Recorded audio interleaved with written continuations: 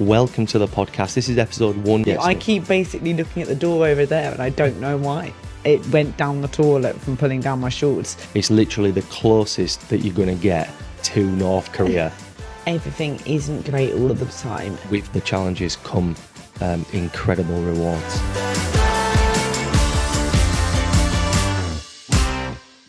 Okay, without further ado, welcome to episode 1 of the Dare to Venture podcast with your hosts, me, Chris Hutchinson. And I'm in the second seat, I think. Yes. Or I'll be joined.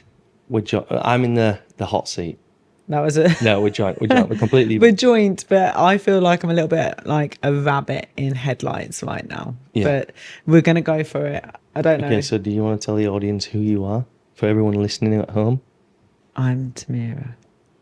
Okay, so we've got Chris and Tamira Hutchinson from the Hutchinsons on YouTube. Now, we are used to filming directly to camera, so we've got our 3 cameras here, and if you're watching on YouTube, it'll be pretty normal for us to be talking directly into the camera, but also we are going to be on Spotify. So if you're listening on Spotify, welcome to the podcast. This is episode 1, and we're just going to be going through so a few things behind the scenes, having a little chat. So we have launched this podcast because we are about to go into year 3 of this lifestyle, this traveling full-time lifestyle. It's been 2 years since we left the UK and we are coming up to year 3. So it was the 28th of May, 2023 when we left. And yeah, it's been a whirlwind ever since. It's been a whirlwind. I think that there's so much we kind of like always run going forwards and what's next, what are we doing next? And I think like sometimes we don't share that. Actually, me and you talk a lot about like how far we've come, our life before. And I think like we can kind of share a little bit more of those conversations that me and Chris have with you guys of like a little bit behind the scenes. Yeah, and how we do it, how we get on. Because in general, this is pretty realistic for us because we have our sort of days where we go out and we experience things. And then we do generally sit on the sofa at night.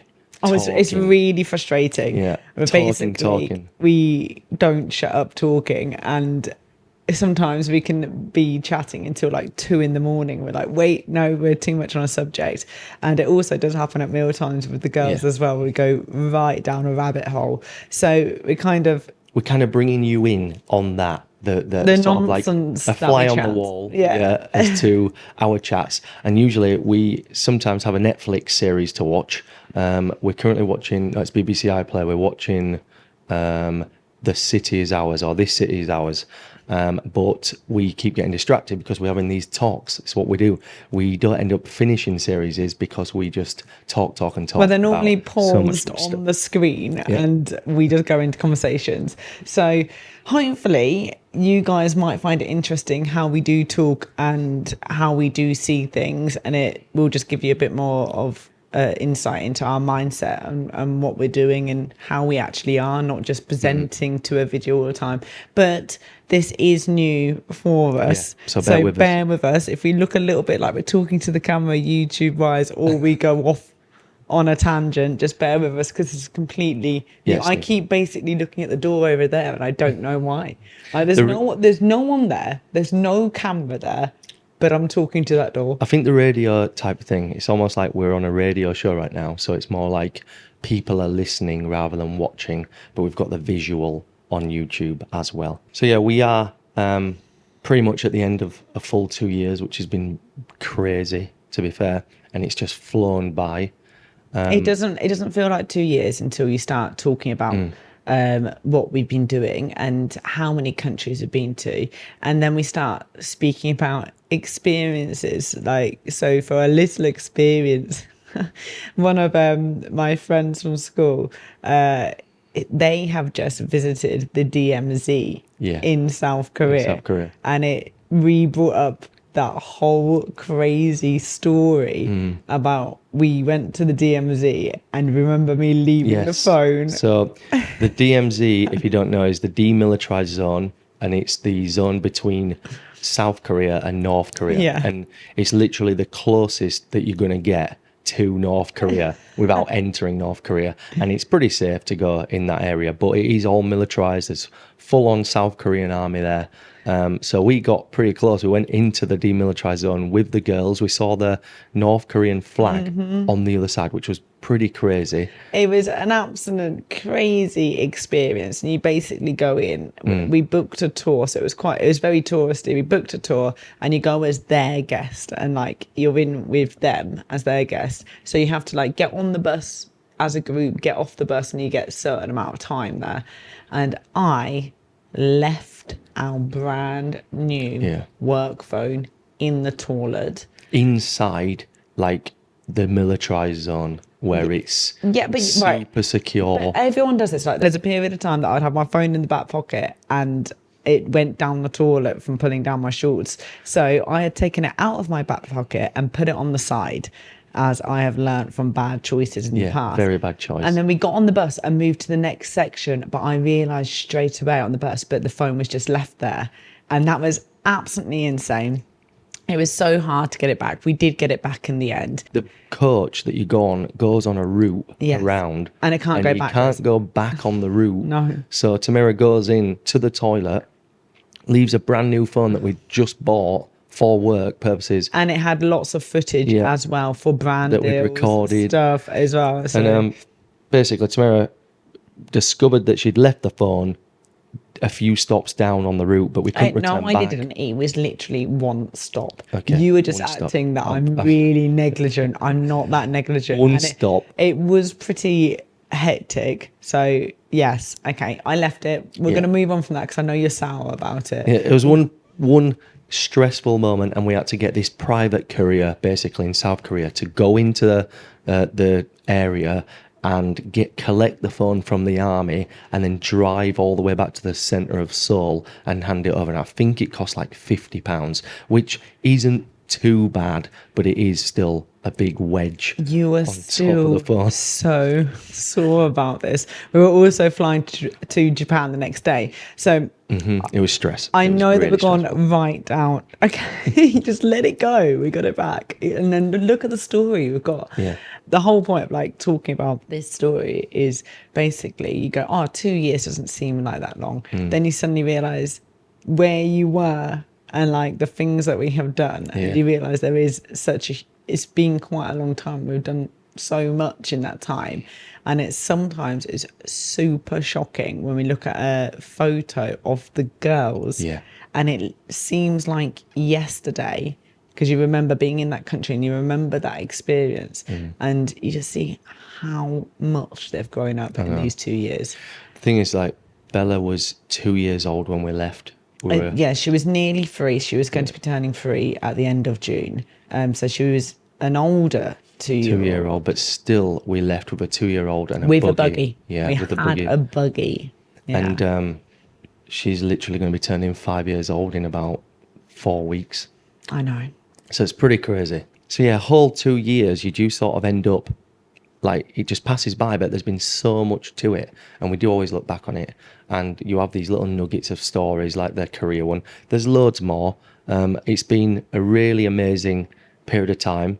But it hasn't always been super easy. Like, doing this as a family especially does come with major challenges, and sometimes it's been really tough, but then you ride the wave and you've got like the most incredible highs that if you'd have told us 2 years ago that we were going to be experiencing those things, basically through social media and how we've done on social media, like, we just wouldn't have believed you. And it's just been incredible. It has been incredible. And just going along that kind of conversation of everything isn't great all of the time. The grass isn't always greener. Yeah. And it's just what you make of those opportunities. Like, we have found it really hard at points, and we will share those points of where we were nearly at breaking point. Yeah, 100%. There has been breaking point moments for us. But that would happen in life anyway. Yeah. Living life, especially with children and a family and everything, it's just the way that life goes forward, and it depends what you want to be doing within that time. And it is tough. And the thing is, when you do a challenge and it's tough and you get over it, I think that you feel more of the reward of you achieved it. But it isn't easy. It isn't like you're on holiday every single day. No.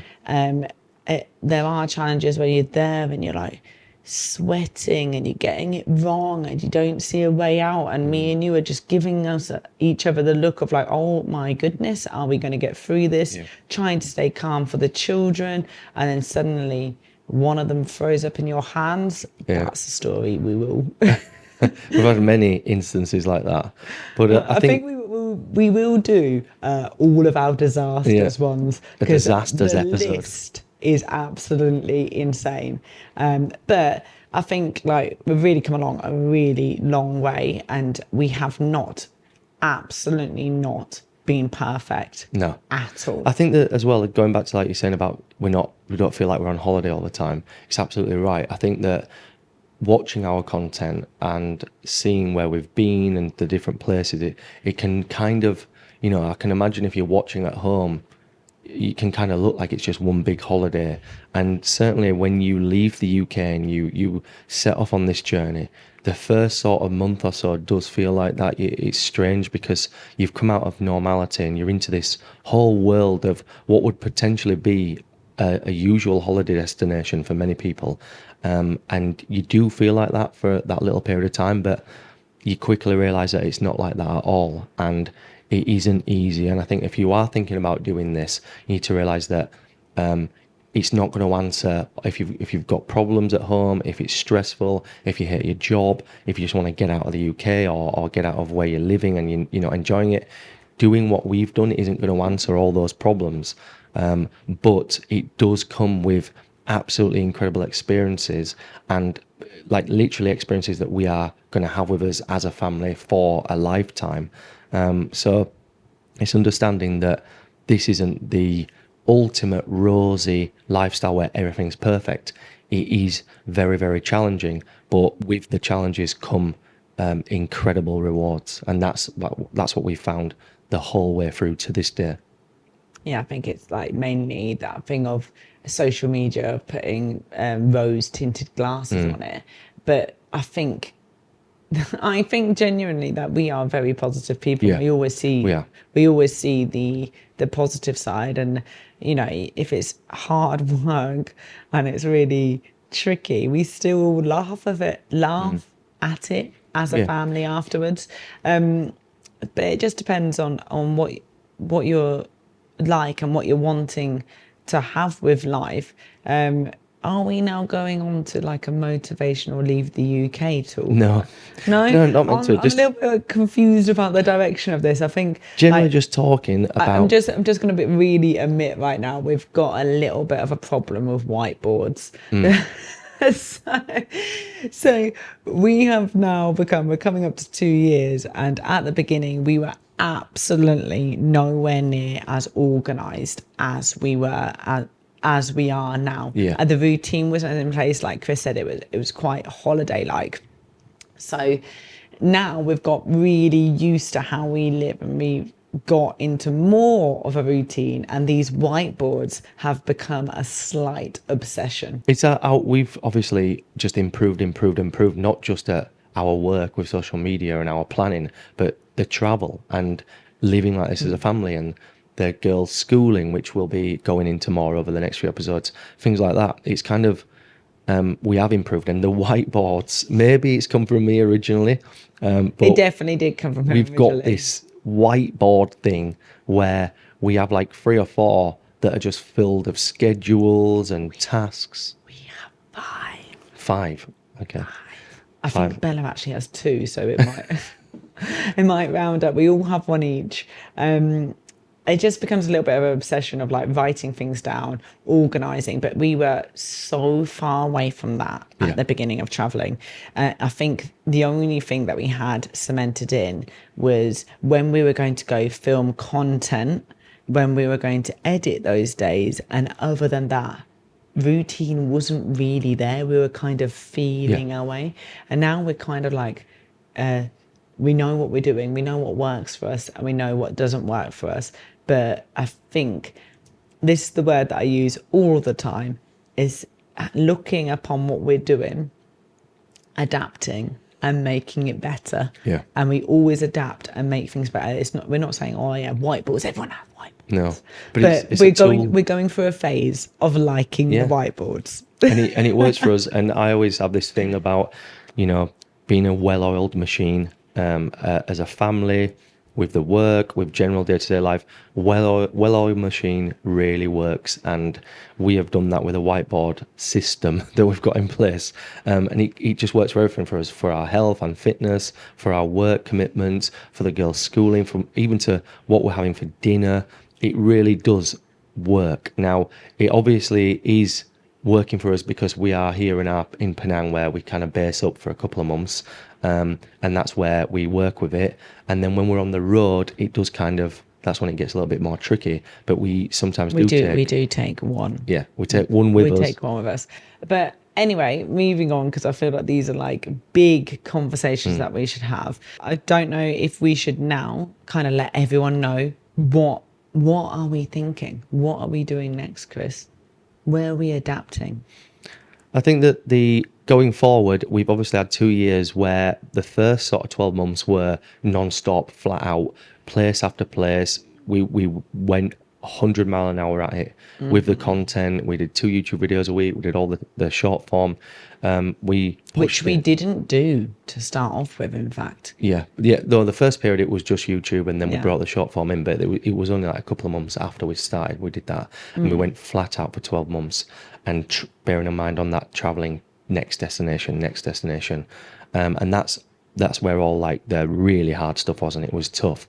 But then after the first 12, we came out of that on top, feeling really good. But we knew for year 2 that we had to pull it back slightly. We had new places we wanted to go see and things to do. We got invited to different places as well, which was amazing. And we still kept on pushing forward, but we used this Penang as our base to come back, reset, and have this routine. It kind of naturally happened, and I think that we used Penang as a little bit of a base because it was the first place we came to. Yeah. We're very comfortable here, and it's quite easy to nip in and out of Penang. So we did actually start using storage. Yeah, at first. To keep some of the stuff that we had, because some places, like when you're jumping on high-speed rails, you cannot have all your worldly goods. Yeah.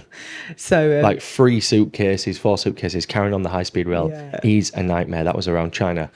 So the backpack option was good. So we got backpacks and we put suitcases into storage, but we ended up then leasing a place here, which is where we are now, which kind of like is our home, if you like. We keep our stuff here, and we return back to here. So that's what's kind of been like. We kind of evolved into always wrapping round to Penang, having all of our stuff here, because all of our stuff has just grown, going to countries with different climates. If we're going to a beach place, if we're going to a city-based place, we've just got quite a few things now. So it's amazing how, like, we left our house behind and all our belongings, and we left with like 3 suitcases, but now it feels like we've got a whole new house with loads of stuff in it. Like, it just feels like we're still back to where we were with that kind of thing. Like, all the wardrobes are full. It's just what you need. It's just general. It's just like, what we're like. I'm sure we both may have purchased golf gloves the other day. Yeah, like we're getting stuff that we obviously don't need, but obviously we've got this place and we live here for a while, so we kind of got into golf, but that's another story. What we're doing going forward is we kind of have found that as a family, rather than just being a surging force of going forward and pushing yourself to such a limit whilst you're going from place to place to place, that we've found like using one place as a little bit of a base to refresh, get the routine back in, especially for the girls. And then by the end of that period of time, we're always itching.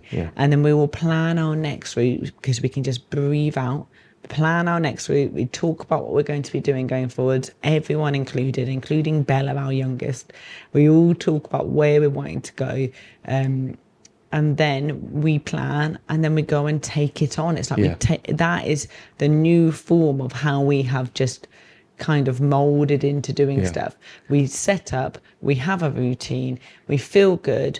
Like all of us work on our fitness, we work on work, including the girls. We do all our planning in this period, everything like that. And that's pretty much how it's going to continue into year 3. We're having the periods here where we film things like the podcast, and there's other things we're working on. The main thing is building up the Ventur sort of brand. And we obviously have Ventur Wear, which is the clothing. We have the Dare to Venture podcast, which is what you're listening to now. And on the 15th of June is going to be Chris's birthday. Not just my birthday, my 37th birthday. It's going to be the release of something really special that we've been working on as well, which is another huge part of Ventur, which is not, if not the main part of Ventur. We can't wait to talk to you all about that.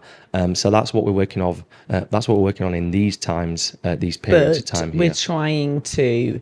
What's happening is we're dipping our toes in. We're running out of time, and then we feel like we're running a little bit, and that we're not really fulfilling those areas strongly enough. It's like, oh, we've done the branding on the clothing, and we love the clothing, but we kind of are doing it a little bit and then jumping back out because we're going to go do something else. So we're trying to be more focused and knowing exactly what we're doing, which we're getting there. But there is a lot as a family of 5. There's a lot of things that can go wrong. I mean, there's 5 individuals on a day, so you might think you're going to be doing one thing and then you end up doing something completely other thing. But I'm sort of quite bad at overfilling my plate and trying to do too much at once, and this is where we have been for quite a period of time with Ventur stuff, because there's so many ideas, so many things we want to work on, but it is a little bit too much. So we obviously are now looking into bringing people in and working with us, and that's something we've also been looking at recently as well. But yeah, going forward into year 3, this is kind of how it's going to look. We're going to be here for the periods where we're doing this kind of stuff, and then we want to obviously carry on going and traveling and putting in that stint, and that's where we're kind of working. We still want to continue being a full-time traveling family.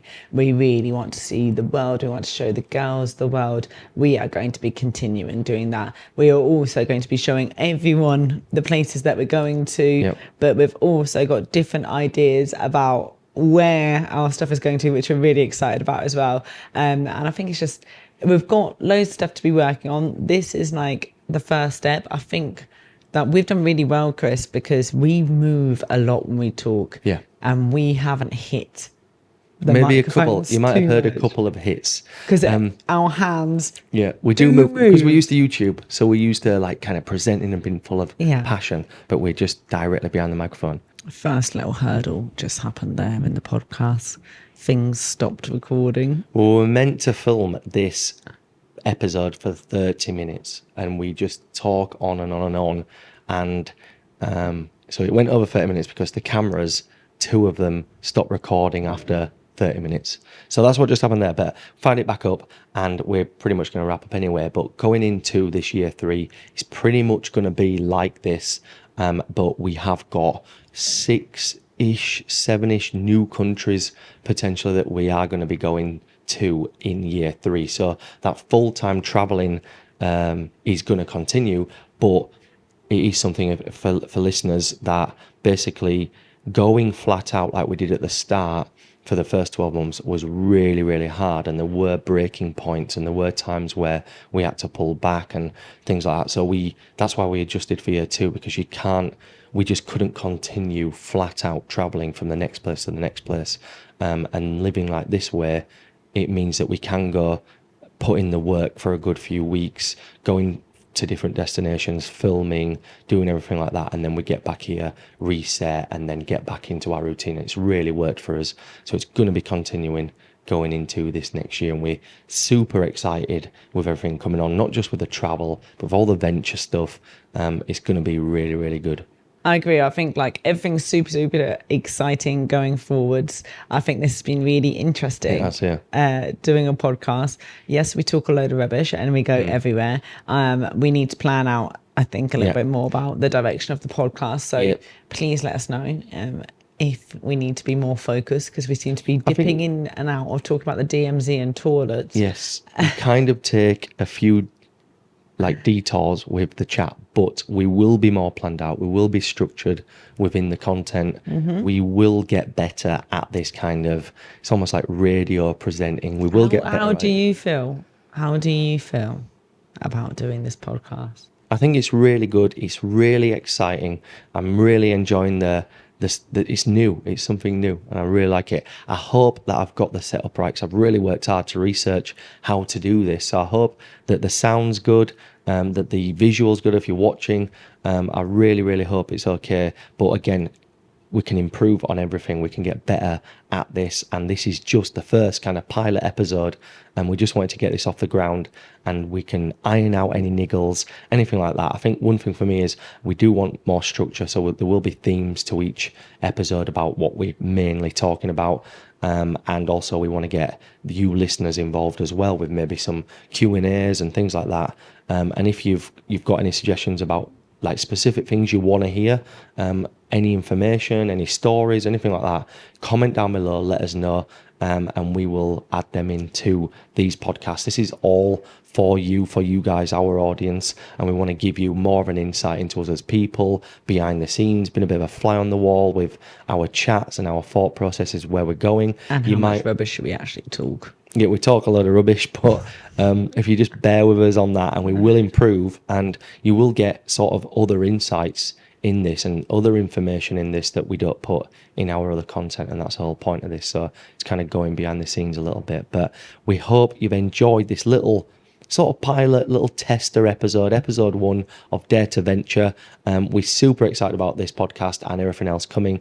Mark your calendars for the 15th of June, because that's going to be a really special thing that we're going to be bringing out, and we're excited about that. But yeah, feeling really good. How do you feel about it? Yeah, I think I've really enjoyed doing this. I think it's nice to have chats and like share with everyone, and hopefully give value to you guys as audience, like a different side to what we talk about when we are traveling, how we plan it, different stuff that we don't normally talk about, especially if you follow us on YouTube, which is very like, we show you a place and our experiences being there. It's quite nice that we're actually talking about stuff, and like, we're not just blasé, just visiting these places. We don't not talk about things, and it kind of shows you where our mind is at as well. And if you are kind of inspired to do any of this stuff, this will give you more information as to how it kind of works, and how our experience with it a little bit more.